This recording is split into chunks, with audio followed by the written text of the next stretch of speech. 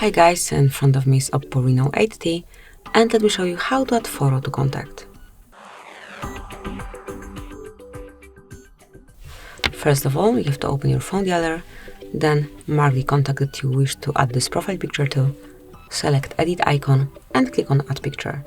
Now select add photo, and you can either take a photo if someone is staying right in front of you. So this is how it looks like. You will just have access to your camera and then you will be able to grab a photo, or you can choose something from your gallery.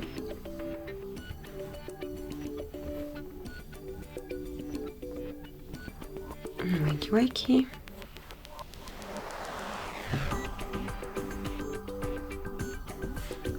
Okay, so now it is loaded. Pick the picture that you want to apply to this contact. Customize it however you like. Tap on confirmation mark, then tap on save, and that's it. From now on, this picture is assigned to your contact, and anytime this number will be calling you, you will be able to see the profile picture at first. So that's it. That will be all. Thank you for watching. Please subscribe our channel and leave the thumbs up.